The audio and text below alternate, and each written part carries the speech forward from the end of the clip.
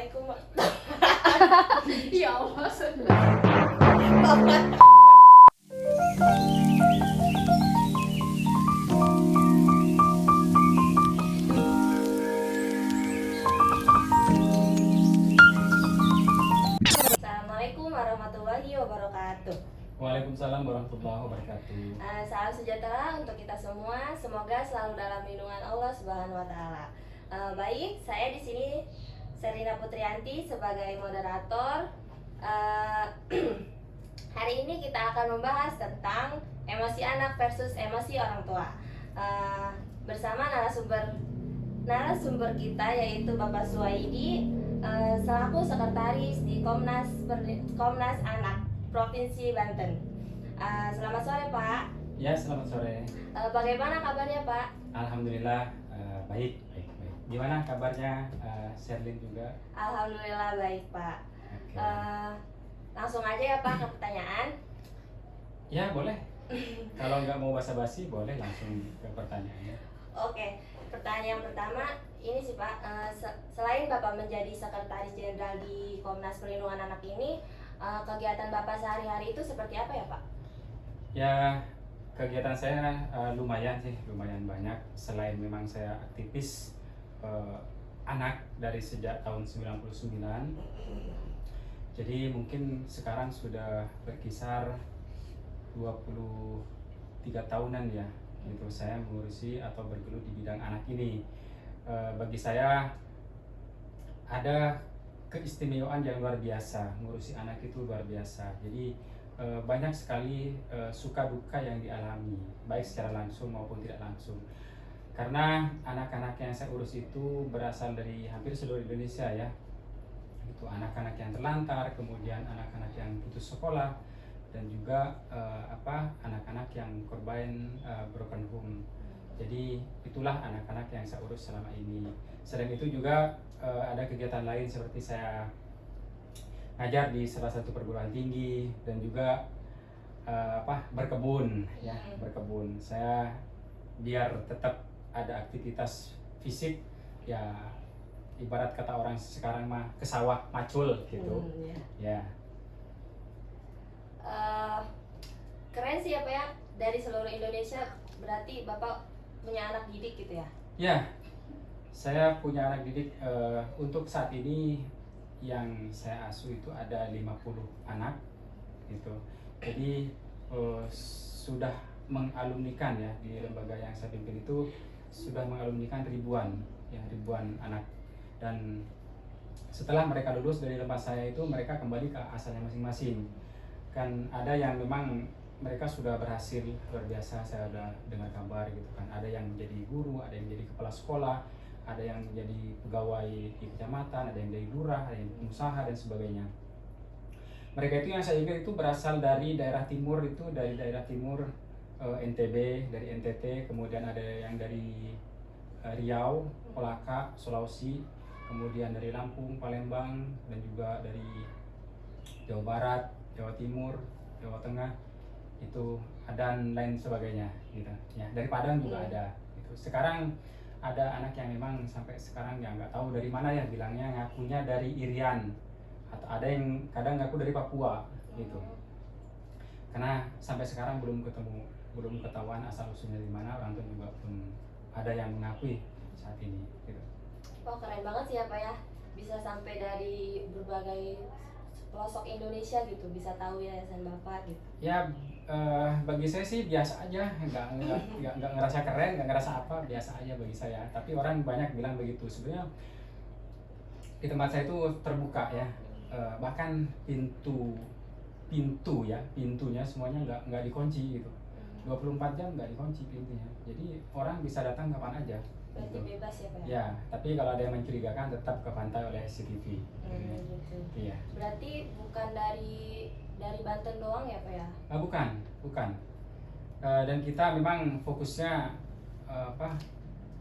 mengentaskan anak-anak yang putus sekolah sebetulnya tujuan utamanya.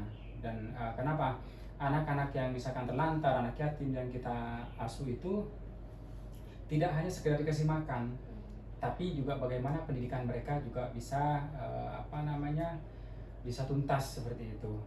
Jadi sehingga mereka nanti setelah besar ada harapan ya, ada harapan. Jadi kalau punya pendidikan mereka pasti punya kemampuan, punya skill gitu. Minimal kalau tidak mereka mandiri bisa bekerja di perusahaan-perusahaan, dan alumni-alumninya alhamdulillah memang diminta oleh beberapa perusahaan gitu. Jadi ada yang pengennya memang dari tempat saya aja gitu. Ada juga yang memang beberapa perguruan tinggi yang minta anak-anak dari tempat saya itu untuk kuliah di tempat mereka itu beasiswa penuh sampai lulus ya.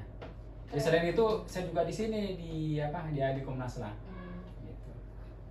Wah, keren sih ya Pak ya kegiatan sehari-harinya selain di Komnas Anak ini. Ya, sekali lagi biasa aja bagi saya. Iya. Lanjut ke pertanyaan berikutnya ya Pak. Oke. Nah kan judul podcast kita hari ini adalah emosi anak versus emosi orang tua. Nah, menurut Bapak itu emosi anak itu seperti apa sih Pak?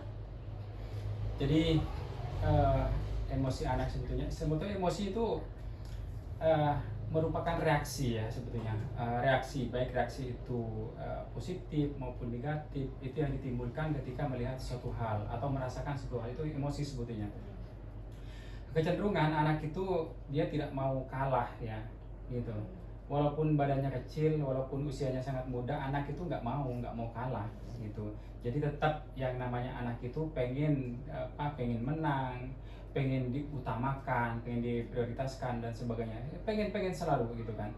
Jadi tapi dalam hal ini karena kita bicara emosi anak dengan emosi orang tua, maka di sini perlu ada keseimbangan sebetulnya gitu.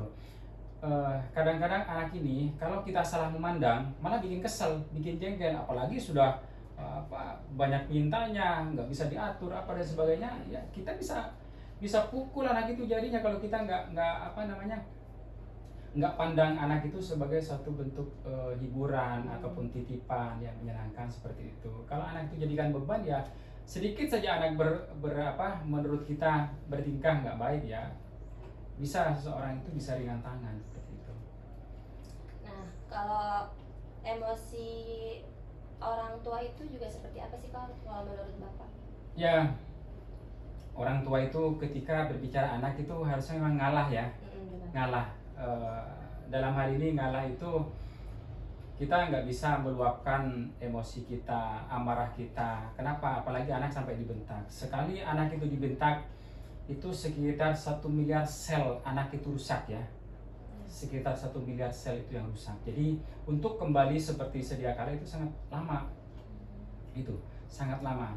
Dan pola perilaku anak itu dari zaman ke zaman tuh berubah gitu. Dulu anak diomongin apa nurut, disuruh ini mau langsung. Anak sekarang enggak semudah itu. Kenapa? Sudah terkontaminasi oleh gadget ya.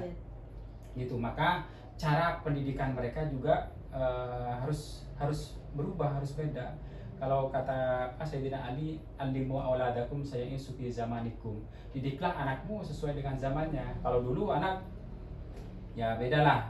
Dulu anak cenderung misalkan dipanggil sekali langsung nyamper. Sekarang enggak, apalagi kalau sudah main gadget, main game itu dipanggil berkali-kali karena nggak nengok gitu. Ya berarti jangan kita sudah masuk dalam satu teknologi yang maju, tapi pola pendidikan kita terhadap anak, cara kita ngasuh anak itu tidak dirubah, ya tetap nggak berhasil seperti itu. Karena begini, orang tua itu hanya satu kali loh. Kalau gagal ngasuh anak, ya maka gagallah anak itu. Nggak bisa diulang. Caranya hanya bikin anak lagi baru bisa itu. Gitu. Nanti anaknya mau dikecilin lagi ya nggak bisa gitu kalau sudah gagal gitu. Nah, menurut Bapak bagaimana sih Pak cara Bapak sendiri dalam menghadapi emosi anak kecil atau anak Bapak gitu? Ya, anak-anak saya itu latar belakangnya berbeda ya, karakternya berbeda. Ada 50 anak berarti 50 karakter gitu. Dulu memang sebelum ada gadget kita cenderung amarah gitu kan, kadang-kadang pengen sabet apa dan sebagainya ketika anak nggak bisa diatur. Tapi ketika sekarang apalagi sudah menjadi aktivis anak itu berbeda. Jadi rasa kasih sayang itu justru tumbuh lebih jauh gitu kan. Dan ada pun teknologi yang ada digunakan atau dimanfaatkan untuk bagaimana cara mengembangkan ya, mengembangkan potensi anak, cara mendapatkan informasi bagaimana kita mengasuh seperti itu. Jadi kalau kata ini mah sabarlah gitu kan, sebagaimanapun dia namanya anak gitu. Anak pasti banyak tingkahnya, jangan anak yang tua aja tingkahnya banyak gitu ya. Jadi saya juga mewanti-wanti kepada seluruh yang ngasuh di sana agar tidak menyakiti anak secara fisik gitu, walaupun meskipun secara batin gitu. Walaupun adalah kadang-kadang ya sedikit-sedikit tapi nggak fisik gitu kan, ketika mungkin mereka sedang lelah, capek apa dan sebagainya gitu kan, wajar, itu manusiawi, tapi kita nggak berlebihan ya, kita nggak berlebihan gitu. Nah Pak, kan tadi kata Bapak itu anak sekarang kan banyak yang memakai gadget gitu tuh. Pasti kan ada aja tuh cara apa sih mereka kayak ngeyel gitu kalau dibilangin. Nah sebagai orang tua tuh gimana sih Pak caranya biar apa ya si anak ini tidak ngeyel terus kayak nurut gitu, tapi orang tuanya secara baik-baik gitu. Sebetulnya anak itu perlu ya dikenalkan dengan gadget juga perlu, tapi tidak berlebihan gitu, hanya sekedar gitu kan, karena di situ gadget itu sebenarnya manfaatnya sangat banyak, sangat besar, tapi kalau tidak bisa memfilter negatifnya maka dia akan diserap juga. Itulah yang bahayanya, anak itu kan nggak bisa nyaring gitu. Jadi ketika anak pegang gadget, orang tua harus mendampingi gitu. Kalau orang tua nggak mendampingi, kadang-kadang kayak gini, yang penting ibunya bisa masak, anaknya udah anteng ke HP gitu kan. Yang penting nggak nangis, yang penting nggak mengganggu gitu. Sehingga apa? Saya pernah lihat di satu rumah makan itu ada anak yang dikeplok sama orang tuanya itu gara-gara HP-nya jatuh gitu. Ya salah siapa? Dikasih ke anaknya, ketika jatuh anaknya dikeplok gitu. Saya waduh, miris sekali ngelihatnya gitu, miris sekali ngelihatnya. Jadi untuk menangani hal-hal seperti itu ya satu dibatasi ya. Satu hari itu anak berapa lama main gadget. Kalau bisa ya, kalau misalkan anak itu 2 kali main gadget ya cukuplah 15 menit atau 30 menit gitu kan. Kalau anak itu susah, kasihlah anak itu ketika baterainya mau habis gitu. Jadi dia main sebentar, udah habis gitu kan, habis ya, besok lagi ya, seperti itu. Pasti bisa, pasti bisa. Dan juga dialihkan. Usahakan juga sebagai orang tua tidak terlalu sering main HP di depan anak gitu ya. Apalagi ketika anak pulang sekolah, ketok pintu, assalamualaikum, dia buka pintu gitu kan, karena pintunya nggak dikunci, ternyata pas masuk ke dalam bapak dan ibunya sedang main gadget, ya akhirnya anak juga kecanduan gitu, seperti itu. Jadi akhirnya anak harus main, jadinya harus juga ikuti apa yang dilakukan orang tua gitu. Jadi pendidikan pertama itu dari ibunya sebetulnya, dari rumah gitu kan. Jadi kalau ibunya bapaknya di rumah juga bisa mengkondisikan, insya Allah sih gitu kan. Banyak kok mainan-mainan yang ini yang tidak harus menggantungkan itu kepada gadget, banyak sekali. Yang penting anaknya bisa main keluar rumah aja, interaksi dengan anak kecil-kecil yang lain seperti itu. Lanjut lagi, bagaimana caranya mengontrol emosi orang tua itu kepada anak Pak?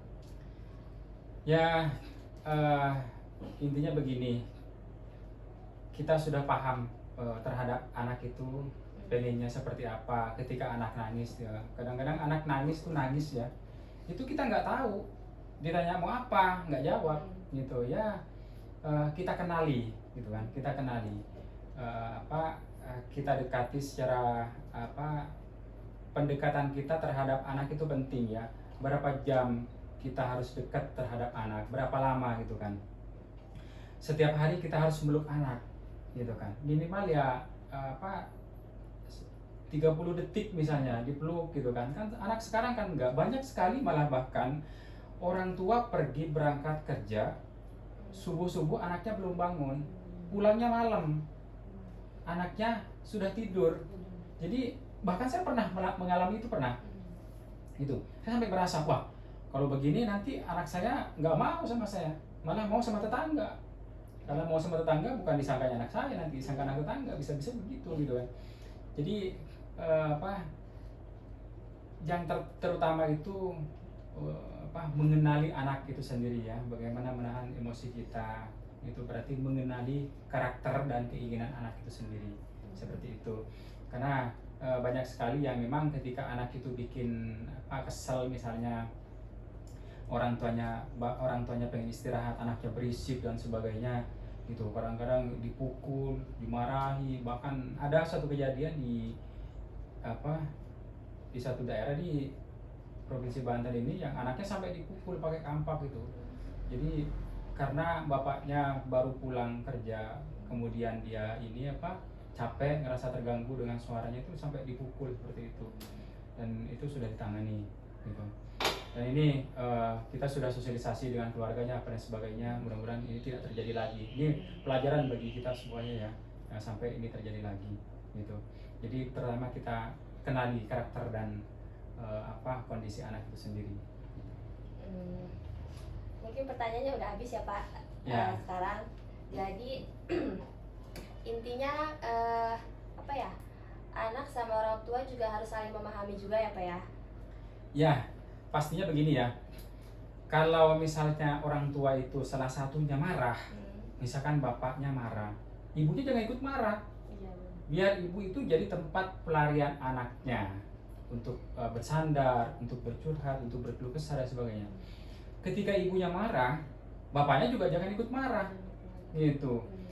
Biar bapaknya itu menjadi tempat dia bertumpu gitu kan, kemana dia mengadu gitu. Nanti kalau sama dua-duanya marah, mereka tuh nggak tahu, bingung anak itu. Akhirnya apa? Nanti curhatnya di medsos, curhat ke temennya, gitu. Tahu-tahu misalkan, atau dia pergi dari rumah cari orang yang bisa diajak curhat dan sebagainya gitu.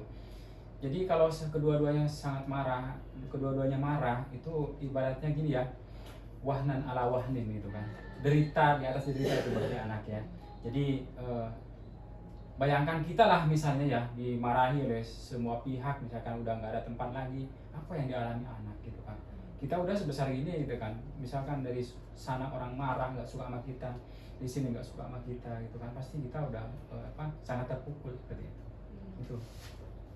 Penjelasan dari Pak Suwaidi ini sangat menarik sekali ya rekan-rekan semua.